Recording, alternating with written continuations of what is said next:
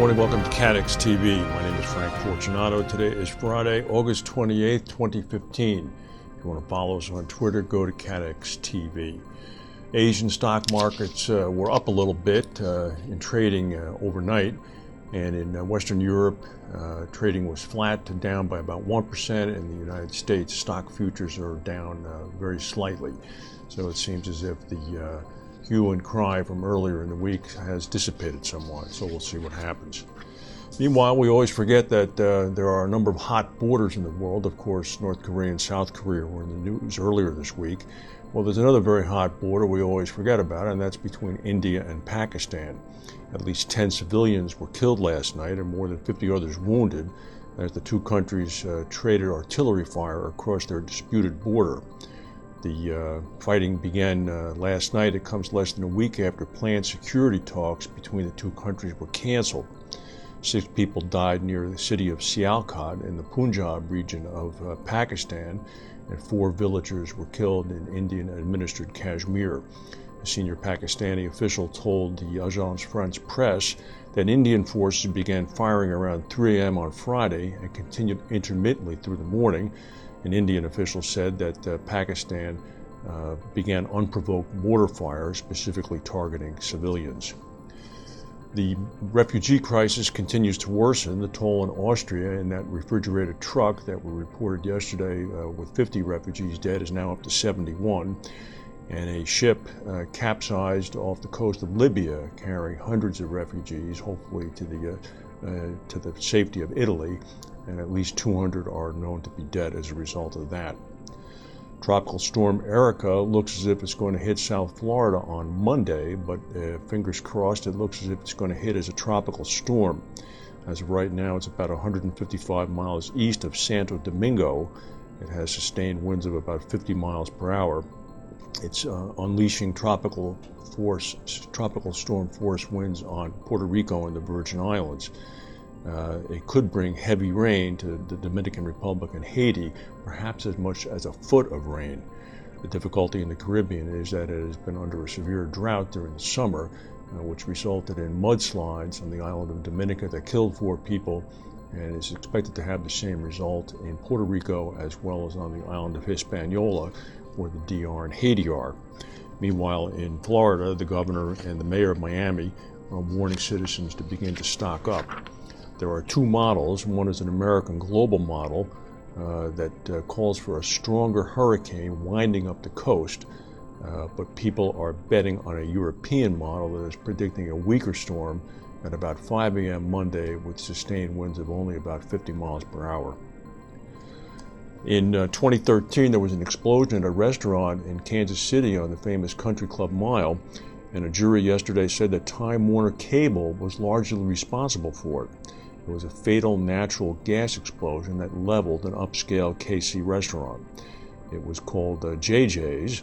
Jurors returned a verdict against Time Warner yesterday afternoon. The owners of the restaurant wanted more than $9 million from the cable company. Jurors ordered Time Warner to pay a little bit under $6 million. The explosion occurred after a crew for the cable company's subcontractor Heartland Midwest breached a natural gas supply line with an underground borer. Fumes from that leak filled the building and ignited, killing a restaurant worker. Canadian insurers took some $250 million U.S. in insured losses in July and August from strong winds and hailstorm events. This is according to the Insurance Bureau of Canada. A band of severe thunderstorms in and around Calgary on August 4th and 5th caused about $100 million of insured losses. Another group of severe weather thunderstorms swept through Alberta and Saskatchewan at the end of July, generating insured losses of about $200 million U.S.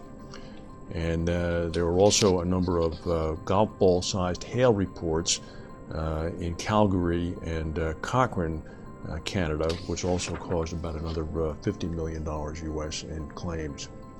The California Earthquake Authority has achieved a 19% reduction on premiums in the renewal of its April reinsurance placement. This information came from an agenda item that was released during a public hearing yesterday. The authority renewed $625 million of one-year cover at a rate on line of 3%. This replaced an expiring tranche of $722 million that was bought the previous year for 3.7%, so it went down 0.7%. The CEA also said that it had selected Guy Carpenter and Willis to act as its worldwide co-brokers, and for the first time JLT Re as its Lloyd's broker. It has picked Aon Benfield for a consultancy role. Can't go wrong there, you essentially pick everybody.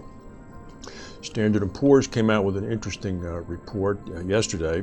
They warned that emulating the Berkshire Hathaway model of buying carriers and then using that premium float in an idea of collect now and pay later as an insurance model is a dangerous process to embark upon unless you're Berkshire Hathaway.